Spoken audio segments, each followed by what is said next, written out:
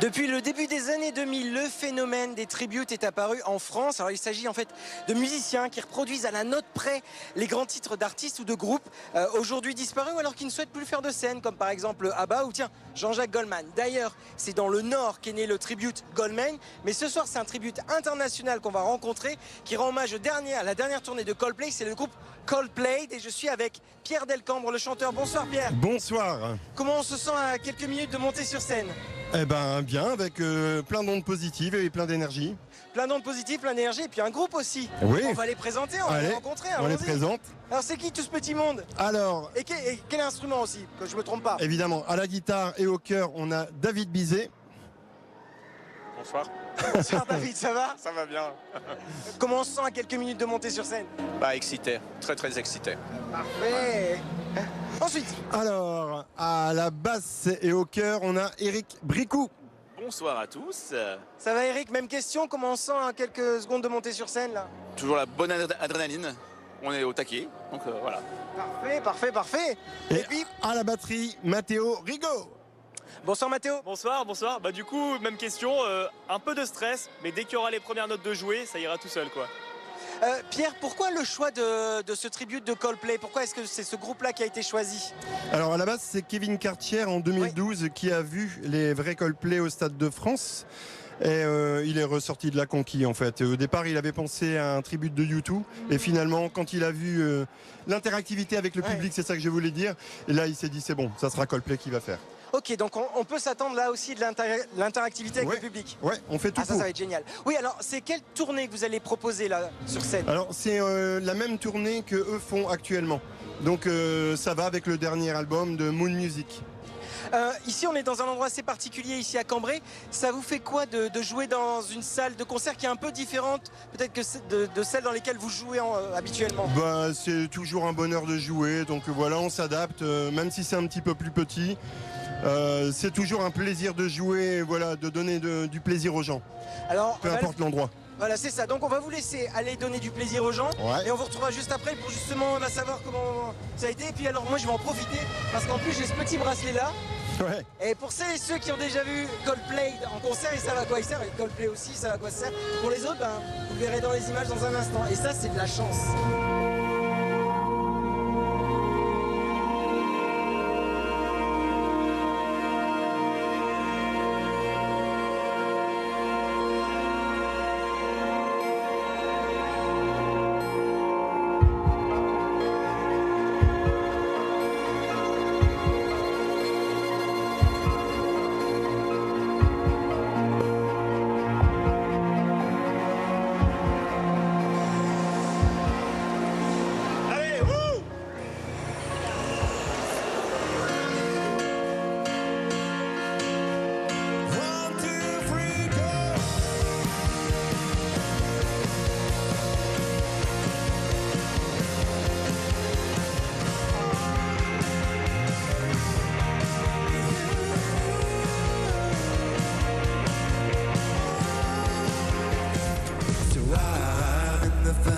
The shadow of day. And so we pray. Somebody come and show me the way. And so we pray. So we can play. And so we pray.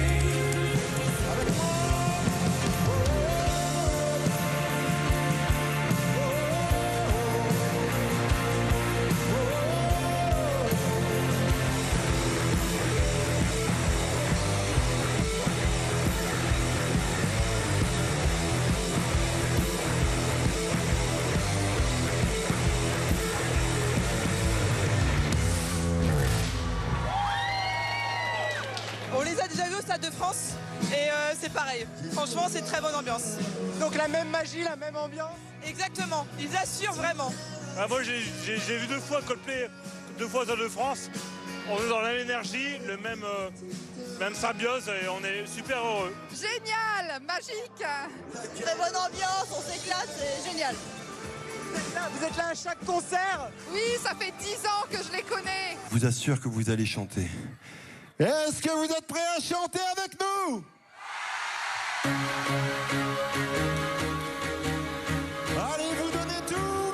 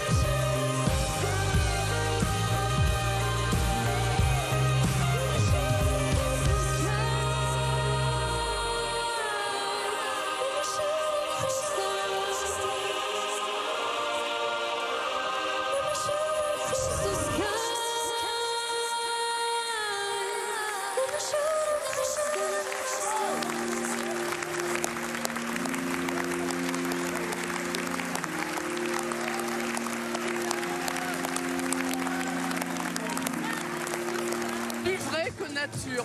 Ah ouais, non mais vraiment, ils sont sensationnels, sensationnels. On les adore. C'était magnifique, un superbe moment, beaucoup d'émotions, plein d'énergie. Je ne connaissais pas le groupe et franchement ils ont très bien repris les musiques du vrai groupe, donc franchement super, franchement très très beau groupe. Vraiment des professionnels, hein. Franchement du niveau, hein. Bravo. Ça c'est fait comme on dit. Ah les gars. Allez, bravo mon gars. C'est bien. Là, ce que vous venez de voir, c'était des extraits de Coldplay, mais on va leur demander eux ce qu'ils en ont pensé. Toute cette énergie, moi, tout ce que j'ai ressenti. Alors les garçons, Eh ben, impeccable. On a donné de la joie, du bonheur, des ondes positives. C'est tout ce qui compte. tous les quatre, là, c'est bon, là, l'énergie, elle est encore là, elle est encore diffuse. Vous êtes prêts à continuer toute la nuit, là? Il faut toujours au moins 2-3 heures avant de redescendre, forcément. Mais Et ce qu'il y avait d'important aussi, c'est que donc il y a vous quatre, mais il y a aussi toute une équipe derrière. Ouais. Alors, c'est important de le rappeler parce que sans eux, voilà, on n'est pas grand-chose et c'est vrai. Au son, il y avait Emmanuel Gauthier qui fait un super boulot. À la lumière, il y avait Maxime Ducamp qui fait un boulot de dingue. Franchement, les lumières, je pense que vous l'avez vu, il y a des sacrés décors. Et il y avait Fred Boudonneau, notre nounou, en fait, qui s'occupe de tout. C'est lui qui s'occupe des lanceurs, enfin de plein de choses. Voilà. C'est le régisseur plateau, mais on l'appelle notre nounou. Et il y a aussi toute une prod derrière également. Oui, alors c'est... vas-y. bah oui, Marie-Claude Marcarian qui nous suit maintenant. Ça fait presque FAM Production, voilà, maintenant presque 4 ans.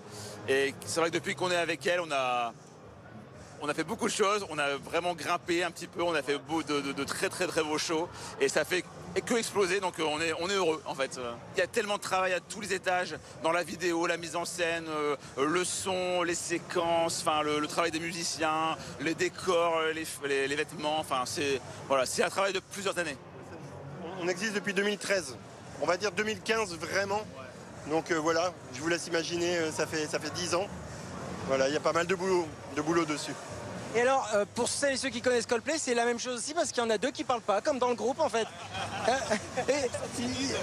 Ils sont les timides. Non, on a pris un super pied encore une fois, quoi. Ce qui est bien, c'est de voir une salle comme ça où on n'est pas, c'est un événement où on n'est pas spécialement attendu, quoi. Et on voit que les gens ont la banane, que ça prend. Nous, c'est ce qu'on veut en fait, c'est recréer un mini Coldplay avec cet univers-là et que les gens s'éclatent, quoi, font la fête. Et là, c'est le cas, donc ça fait plaisir. La mission, elle est accomplie, quoi. Ouais, il devrait parler plus souvent. C'est clair. Et alors, comme Mathéo parle pas beaucoup, je vais peut-être essayer d'avoir une réponse à une question existentielle. Mathéo, c'est qui l'éléphant? Ça, je peux pas le dire. C'est interdit de divulguer l'information, on n'a pas le droit. C'est secret, voilà. J'ai signé avant d'entrer dans le groupe, donc voilà. Je me tairai là-dessus. Donc on retrouve Coldplay sur les réseaux sociaux, Facebook, Instagram, Tribute Coldplay. N'hésitez pas à les suivre, à vous abonner pour savoir quand est-ce qu'ils vont venir jouer chez vous, dans tout le Nord-Pas-de-Calais, ça c'est une évidence. On l'a dit, donc il faut des répétitions et parfois il faut aussi un cadre de répétition. Un endroit qui peut être peut-être un peu plus calme. Par exemple, on va aller à Denain, on va rejoindre Charles Catard qui reprend lui du Balavoine et Calogero. Alors moi j'ai vraiment la chance d'assister à des répétitions. On parle ici d'un tribute sur Balavoine. On est dans le théâtre de Denain. C'est vraiment un lieu somptueux pour des répétitions, des journées de préparation pour ce groupe et notamment un chanteur, Charles Catard, qu'on va rejoindre dans quelques instants pour découvrir ce tribute sur Balavoine. Comment se passent les répétitions, une présentation aussi de tout l'effectif et de tout le groupe. On y va tout de suite. Y a plus d'avenir sur la terre. Y a quelque chose qui ne tourne pas rond dans le système solaire. Des heures de préparation pour ce tribute à Daniel Balavoine. On va rejoindre le chanteur Charles Catard. Bonjour. Bonjour. Pourquoi avoir choisi un tribute sur Balavoine? Bien parce que Balavoine reste Balavoine. C'est un artiste que les gens aiment encore de nos jours. 40 ans après sa disparition, ses chansons résonnent encore. Voilà, si je dis L'Aziza, Mon fils, ma bataille, Je ne suis pas un héros et plein d'autres. C'est, à mon avis, il y a encore une attente au niveau du public. L'artiste manque parce qu'il est parti trop tôt. Ma première scène, j'avais 11 ans et c'est une première partie d'une fête nationale que j'ai faite dans la ville où j'ai grandi. Et j'ai fait 45 minutes de Daniel Balavoine en fait. Donc j'ai ça dans le sang depuis longtemps et dans le cœur aussi. Pour les 40 ans justement en janvier 2026. Voilà. Vous n'êtes pas tout seul évidemment, vous êtes le chanteur, mais vous avez une équipe avec vous. On va découvrir chacun de vos équipes, on va les découvrir j'ai beaucoup un de par chance. moi j'ai beaucoup de chance d'être entouré d'une équipe formidable. Ici on est en résidence, ça veut dire qu'on répète pendant une semaine dans ce lieu superbe. On a vraiment des conditions formidables au Théâtre de Denain, avec aussi des artistes sublimes ici. On y vient à vos artistes. Alors on a le directeur artistique et claviériste ici, donc Bastien Macoine. Bonjour. C'est idéal pour vous de jouer Balavoine, ça vous procure quoi comme sensation? En fait, moi j'aime beaucoup l'idée parce que ça utilise beaucoup de synthé. C'est vrai. Hein. Parfait pour quelqu'un qui fait du clavier. Et puis c'est rock. Ça gâche à rien. Merci. Je vous en prie. On va continuer à faire le tour. On a la basse qui est juste ici. Un autre Charles, je crois, c'est ça, hein, pour la basse. Bonjour Charles. Bien, bonjour. Charles, à la basse. Enchanté. Comment ça se passe les répétitions? Eh ben, à merveille, pour le coup, je suis vraiment heureux de faire partie de ce projet-là. C'est assez différent pour moi que ce que je fais d'habitude, parce que je sors vraiment du rock, du métal habituellement. Et là, j'appréhende des nouveaux styles de jeu, vraiment des nouvelles choses, et c'est vraiment très très intéressant pour moi. Puis ça rend hommage derrière à un artiste juste incontournable, quoi. Donc un vrai plaisir. Donc une belle découverte aussi pour vous, pour votre instrument et pour vous-même, pour votre carrière. On va continuer de découvrir votre équipe et là on va peut-être voir double alors. On a Maxime, Léo, Maxime. Ouais, on là s'amuse. Mais rassurez-vous, vous n'avez pas bu. Non. C'est vraiment réel, donc c'est Maxime et Léo, donc ils se ressemblent comme deux gouttes d'eau. Voilà. Et aussi bien physiquement, Maxime même que dans le jeu. Léo. Bonjour. Bonjour Maxime. Enchanté. Maxime, vous n'avez pas connu vous Balavoine, non, évidemment. Pas du tout connu. Ça vous inspire quoi Balavoine? Beaucoup de mélodies, beaucoup de thèmes super beaux. Voilà, ça m'inspire énormément. C'est cool à jouer? Super cool, super cool. Je suis étonnamment surpris. Au départ, je pensais pas que ça allait autant me plaire et en les jouant, c'est un pur plaisir. C'est une belle aventure qu'on va vivre tous ensemble et voilà, c'est que le début. C'est bien parti. Et puis on n'a pas présenté notre batteur qui malheureusement ce matin n'est pas présent, mais il sera là cet après-midi. On a aussi, et ça c'est important, l'équipe technique avec Olivier au son. Parce qu'un bon concert n'existe pas sans un bon son. Je suis ravi de travailler avec ces excellents musiciens et qui sont en plus sont très sympathiques. Et c'est une petite famille. Voilà. C'est super. Et on a le temps de travailler le son, donc c'est du bonheur. Voilà. Dans un endroit magnifique. Je vous propose, Charles, c'est de vous laisser jouer une musique que je pense que tout le monde connaît et on va savourer. Je vous propose SOS d'intérieur détresse. Allez, c'est parti. Allez, on y va. Pourquoi je vis? Pourquoi je meurs? Pourquoi je crie? Pourquoi je pleure? Je crois capter des ondes venues d'un autre monde. J'ai jamais eu les pieds sur terre. J'aimerais être un oiseau. Je suis mal dans ma peau. Je voudrais voir le monde à l'envers. J'aimerais être un oiseau. Dodo l'enfant d'eau.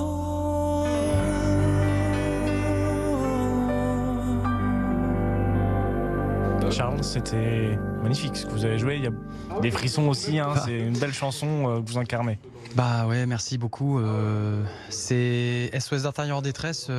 C'est une chanson aussi qui est particulière pour moi parce que lorsque j'avais 16 ans, j'ai participé à l'émission Nouvelle Star sur M6 et ça remonte. C'est ce qui vous a fait connaître, c'est votre première grande expérience musicale? Ouais, la première belle expérience. C'est une aventure télévisée qui a duré 3 mois. Où toutes les semaines, on faisait les prime time et tout ça. Et d'ailleurs, une petite anecdote, c'est que cette année-là, en 2004, c'est la saison qui a révélé Amel Bent. Donc j'ai partagé des beaux moments avec les candidats de cette époque-là. C'était une belle aventure. Et ce qui m'a révélé la toute première chanson au casting que j'avais chanté, c'était SOS d'intérieur détresse. Donc ça rappelle des beaux souvenirs. Un beau clin d'œil. Comment est-ce qu'on crée un spectacle autour de Balavoine? Est-ce que c'est chronologique dans les chansons? Comment il y a une histoire, une narration qui moi j'ai voulu vraiment sortir du cadre classique du concert où on arrive et on joue les chansons d'un artiste. Je voulais aller plus loin, donc rendre hommage à l'artiste et à l'homme qu'il était. Pour moi, ça passait par le biais d'une narration. Donc j'ai contacté un ami qui est auteur, qui est de la région lilloise, Christian Vier, auteur connu. Donc il a écrit pour Hélène Ségara, Lara Fabian, Jean-Baptiste Guégan, Florent Pagny, Boulevard Désert entre autres. Et quand je lui ai proposé ce projet d'hommage à Balavoine avec une narration écrite tout au long d'un spectacle musical, il a adhéré tout de suite. Donc c'était vraiment l'idée. Ça veut dire sortir du cadre classique et rendre hommage aussi, plus qu'à l'artiste, à l'homme qu'il était, avec les idées qu'il défendait qui étaient intéressantes. Quand on parle de tribute, c'est plus imiter, vous incarner, vous approprier. On peut voir le concept de tribute dans plusieurs visages. En fait, il y a les tributes où, par exemple, je vais arriver, je vais symboliser Daniel Balavoine, je vais mettre une perruque, parce que, désolé, mais moi mes cheveux ne poussent plus, donc j'ai pas sa tignasse. Mais on peut l'entendre de cette manière-là. On peut aussi faire différemment. Moi, je suis plutôt sur ce projet-là au service de sa musique, de ses chansons et vouloir pas forcément le symboliser, mais plutôt être en connexion avec lui. Vous êtes aussi connu par rapport à un autre tribute, celui de Calogero. Alors la différence là, c'est que c'est un artiste qui tourne encore. C'est ça. Quelle est la différence entre faire un tribute sur un artiste qui est décédé et quelqu'un qui tourne encore et qui est encore assez réputé en France? La différence, elle est simple. C'est que Daniel Balavoine n'est plus en tant qu'homme. Donc nous, on est là pour rendre un peu aux gens ce qu'ils ne peuvent plus avoir avec l'artiste en lui-même. Traverser l'artiste, la carrière, la musique sur les nouvelles générations, c'est aussi ça ? Ouais, et c'est aussi la raison pour laquelle, dans le choix artistique des musiciens, on a été chercher des générations plus jeunes. Ils ont 20 ans et ils jouent à un artiste qui a disparu il y a 40 ans. Donc c'est peut-être aussi essayer d'aller chercher un public plus jeune dans cette idée-là. Concernant Calogero, c'est différent. En fait, Calo... moi, j'ai une signature vocale perso qui ressemble beaucoup à celle de Calogero et c'est l'idée qui est venue comme ça au détour d'une chanson que j'ai chantée à l'oreille d'un pote. Il m'a dit mais tu chantes comme Calo, viens on fait un tribute, et c'est parti juste de ça et on n'a pas réfléchi. Oui, mais il tourne encore, ça va être difficile, les gens viendront pas nous voir parce qu'ils vont aller voir l'artiste puisqu'il fait encore des concerts et tout ça. On s'est pas posé de questions en fait, on l'a fait.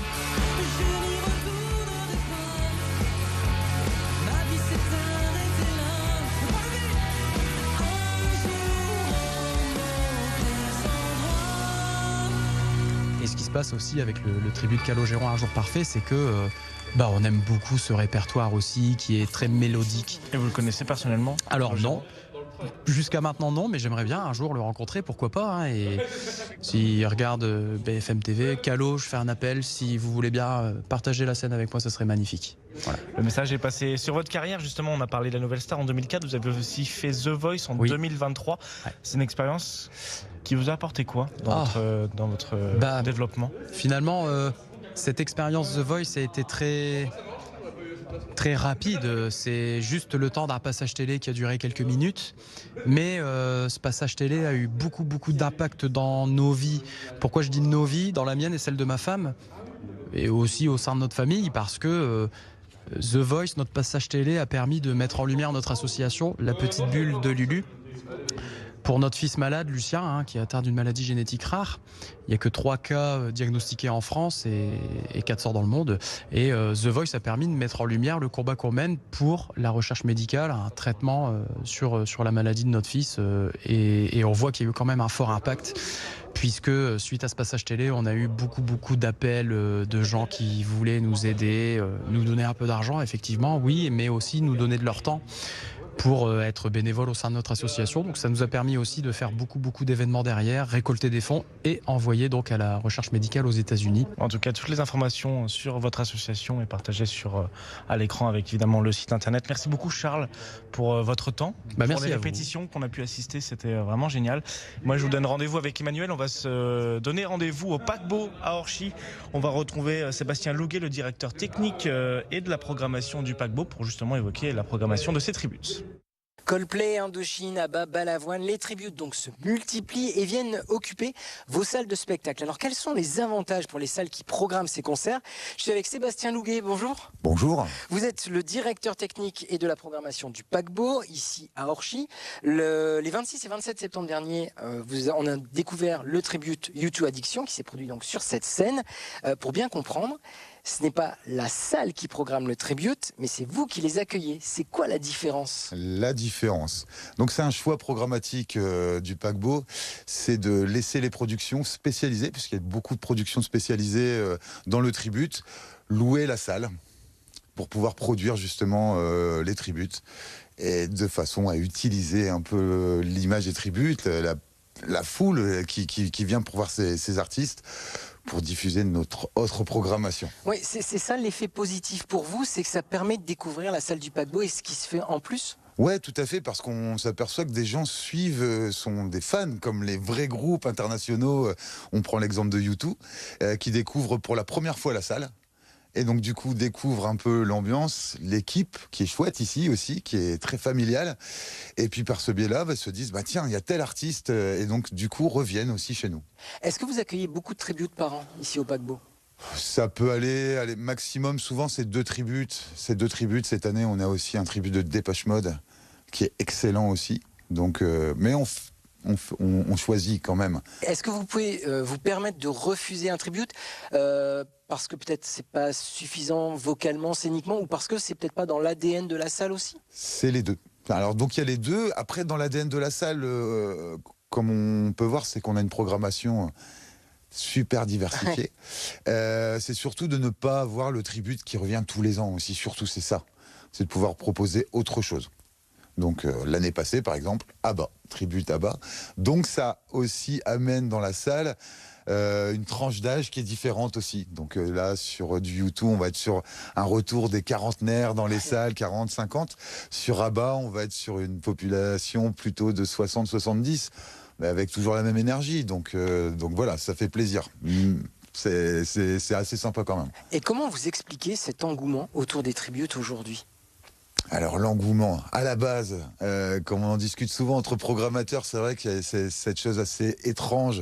Le tribute, normalement, c'est un groupe qui n'existe plus. Oui, ABBA, les personnes existent encore, mais ne tournent plus. Qui ne tourne plus. Et depuis une dizaine d'années, c'est vrai que c'est développé cette forme de groupes qui se réunissent par biais de projets, soit par amour du groupe, oui, Coldplay, de Coldplay, exemple, Morphine pour Indochine. Voilà, les copains de Coldplay.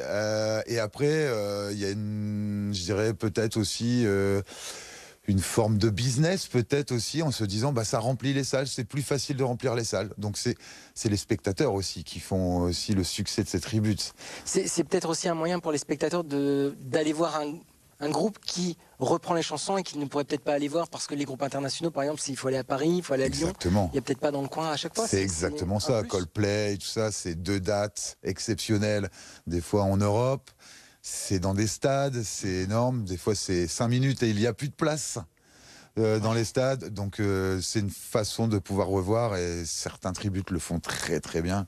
Donc voilà, on voit des sourires, des étoiles plein les yeux, donc bon. Vous l'évoquiez, le tribute, ça a aussi un effet positif sur la salle, ça permet de découvrir ainsi votre programmation. Comment vous jonglez de fait avec une programmation qui est quand même plus locale? Vous programmez des artistes établis, mais aussi des artistes locaux. Et donc ces tributes, comment vous réussissez ce savant mélange? Des fois c'est du hasard, après on se met pas de limite, en tout cas aussi ici au paquebot. Oui, pas de limite, même dans votre programmation, voilà. Théâtre, humour, concert, voilà, musique. c'est important. On n'a pas choisi d'avoir une classification bien particulière, certaines salles le font. On est sur un territoire où on doit se dire de permettre d'offrir un maximum de panels culturels. C'est super important, ça peut être risqué. Nous on a pris le risque, on le défend. C'est une équipe complète qui le défend, avec justement même la présidence, tout ça qui nous laisse. Et on s'aperçoit encore cette année, on vient de rentrer, que la diversité plaît quand même. Donc voilà, c'est assez important de pouvoir offrir des tout petits jusqu'à nos seniors. Oui, c'est vrai qu'il y a des programmations pour les petits. Voilà, on passe du métal un week-end à un concert classique le week-end d'après, et c'est super important. Ouais. Il y a à peu près combien de spectacles durant l'année confondus ici au paquebot? En spectacle même, hein, parce qu'on a d'autres, on a tellement de choses. Hein.